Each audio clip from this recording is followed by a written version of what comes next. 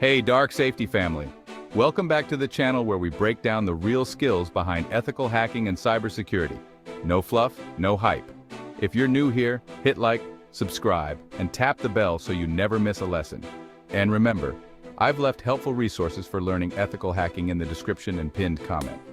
Today's topic is something everyone's curious about: how professional ethical hackers can clone a phone and monitor activities remotely, even without knowing the phone's password. But before we start, disclaimer, this is for educational purposes only. We do not promote illegal activity. Everything you see here should be done with permission and within the law. In today's world, our phones are like digital vaults, holding messages, photos, banking apps, and our entire location history. That makes them a prime target for cyber criminals.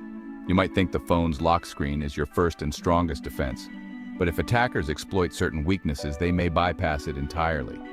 Ethical hackers learn these methods so they can help companies secure employee devices, assist in criminal investigations, and test for vulnerabilities before real attackers find them. It's not just about hacking, it's about protecting people and data.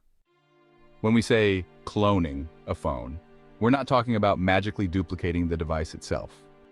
It's more like making a live copy of the data and activities, so calls, texts, social media, and app actions can be seen somewhere else. Think of it like screen mirroring, but instead of just visuals, you get full access to logs, media, and even location tracking, all in real time. All right, here are 5 tools and methods that ethical hackers use, always in authorized environments, of course. First up, mobile device management, or MDM. Legitimate business tools like Microsoft, Intune, Jamf, or Kanji let companies control employee devices. How do hackers test with it? Well, by enrolling a device with consent into an MDM, they can push settings, track location, or even wipe data. The big security lesson here: if someone steals MDM credentials, they can take control of a whole bunch of devices at once. Next, remote access Trojans, or rats, but only in the lab. Examples include AndroRat, AMyth, or custom rats built on Kali Linux. What do these do? They send screenshots, messages, call logs, and files to a remote dashboard. Used ethically, these show just how dangerous it can be to install unknown apps. So here's a quick tip stick to trusted app stores and keep your devices updated. Third, SIM cloning. This copies the SIM's identity data onto another card, so calls and texts can be intercepted. In ethical scenarios, forensics teams use it to preserve evidence without touching the original SIM. Security tip here: set a SIM pin and keep your phone physically secure. Fourth, network packet capture. Tools like Wireshark and BetterCat monitor unencrypted data traveling over a network. Used ethically, this demonstrates how public Wi-Fi can expose private messages if they're not encrypted. So always use HTTPS sites or a VPN.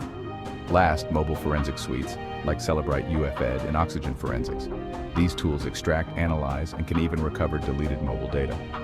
They play an ethical role in legal investigations and compliance checks.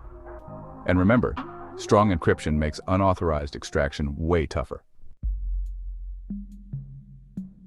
Every single method we just discussed can cause serious harm if abused. That's why the golden rule in cybersecurity is consent first, always. We learn these skills to defend, not to violate privacy.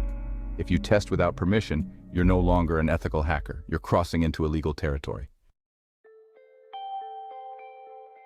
In 2022, a penetration testing firm was hired by a company after employees suspected monitoring. Within 2 days, testers found a rat secretly installed on 3 company phones. They not only removed it, but also trained staff to avoid future attacks. That's the real power of ethical hacking: finding the threat and eliminating it before it causes more damage.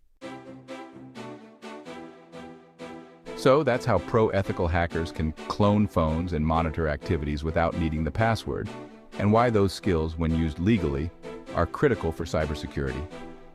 If you enjoyed this breakdown, hit like, subscribe to Dark Safety, and join our growing community of ethical hackers and digital defenders. Remember, stay curious, stay ethical, and stay secure online. I'll see you in the next one.